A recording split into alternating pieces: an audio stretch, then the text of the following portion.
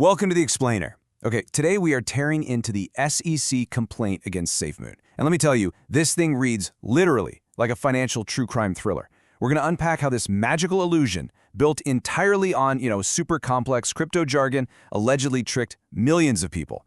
Based on this incredibly detailed complaint from the Securities and Exchange Commission, we're breaking down the mechanics of what they're calling a massive fraudulent scheme. It is a jaw-dropping story. We're talking meteoric rises, shattered promises, and the absolute dark side of decentralized finance. Let's get right into it. Okay, let's dive into this. 55,000%. Just let that number sink in for a second. 55,000. According to the SEC, this represents the absolutely staggering rise of the SafeMoon token's price in just 2 short months, right? Between March and April of 2021. I mean, think about that context for a second. In traditional finance, if you get a steady 10% gain over an entire year, that's considered a massive portfolio-making win, right? But SafeMoon did 55,000% in roughly 60 days. The sheer gravity of that surge is, honestly, almost impossible to wrap your head around. And the explosion was just immediate. By April 20th, 2021, SafeMoon's total market value hit over $5.7 billion. Billion with a B. We're talking about more than 2.8 million unique addresses, which basically means millions of individual everyday people who just bought into the overwhelming hype of this digital asset.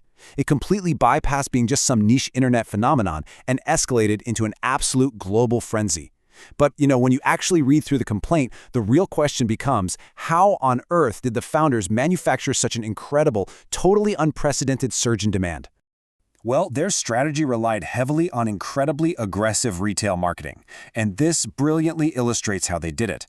Just look at the language they were consistently throwing around. Welcome on board, ladies and gentlemen. Our destination today will be the moon. They deliberately targeted everyday people. How?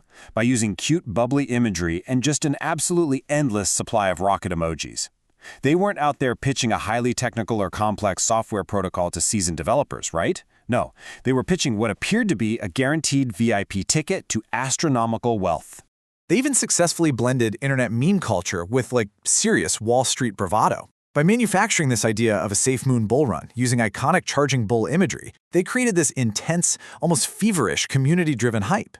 They desperately wanted investors to feel like they were part of this unstoppable financial movement, a once-in-a-lifetime wealth generation event.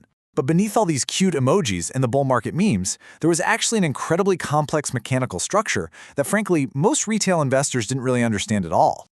To understand the actual illusion at the center of this story, we need a quick refresher on SafeMoon's primary engine, the liquidity pool, or what they call the LP.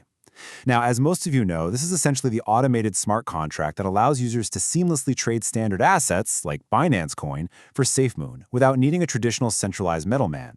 You can think of it kind of like a giant digital vending machine. It's the foundational piece of architecture that makes the entire decentralized trading ecosystem actually function. So the crucial point is exactly how the founders marketed this pool to the public.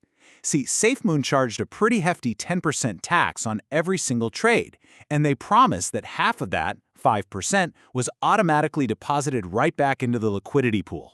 Their official pitch materials explicitly guaranteed these funds were locked forever and that a rug pull was, entirely impossible.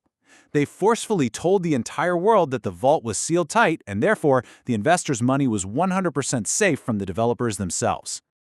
But guys, the vault was not sealed. Let's quickly walk through this devastating 48-hour window in April 2021, because the timeline here is just wild. On April 20th, SafeMoon hits its absolute astronomical peak price. But later that exact same day, an independent auditing group called War on Rugs exposes a critical vulnerability. By the morning of April 21st, pure panic sets in, and the token's price plummets by nearly 50%. And by that afternoon, the supposedly confident founders are scrambling, hosting this frantic live Ask Me Anything stream to try and somehow contain the bleeding. Then the War on Rugs advisory officially dropped, exposing a massive vulnerability that just totally shattered the entire illusion. It turns out the founders actually held more than 50% of the liquidity. What they'd conveniently failed to disclose to everyone was that every single time the tax went into the pool, they received these liquidity provider tokens in return. And these tokens, they were essentially a master key. They gave the founders unfettered, immediate access to just drain the supposedly locked vault at any time they pleased. As the advisory starkly warned, the likelihood of losing all funds was absolute. Caught completely red-handed by the crypto community, CEO John Caroni executed a frantic public pivot. He suddenly tweeted, "If you watched our AMAs, you would have known that the LP is a last resort." Wait, what? Just yesterday, the marketing pitch was literally locked forever and a rug pull is impossible, but today it's suddenly this accessible fund that they might need to dip into as a last resort while vaguely promising to generously tell the community ahead of time? It was an astonishing, real-time rewriting of their foundational promise of safety. Now, what's really interesting about this slide is that the SEC complaint actually tracked the receipts, and the sheer scale of the deception here is absolutely staggering. Despite promising to only ever use the pool as a heavily scrutinized public last resort, these executives allegedly secretly drained the very vault they swore was locked. Look at this. The complaint alleges Kyle Nagy pulled out over $400,000, Chief Technology Officer Thomas Smith over $75 million, and CEO John Caroni a mind-boggling $123 million in diverted value. It's just an unprecedented extraction of community wealth. And you know what? The audacity doesn't end at just draining the accounts. The SEC alleges they brazenly manipulated the market, too. When the underlying exchange upgraded its software from version 1 to version 2 in May, it required migrating the liquidity pools. Instead of moving the funds safely, the executives allegedly orchestrated a massive wash trading scheme. They pulled liquidity out of the old pool, used those exact funds to secretly buy massive amounts of SafeMoon in the new pool to artificially pump the price, created a totally fake frenzy of retail FOMO, and then planned to cash out right at the top. The sheer hubris of this market manipulation is captured so perfectly in their leaked private Discord messages. After executing a massive multi-million-dollar buy using the community's own withdrawn funds, CTO Thomas Smith actually boasted, saying, "People are going to geek out over that buy I just did. Should have shot the price up."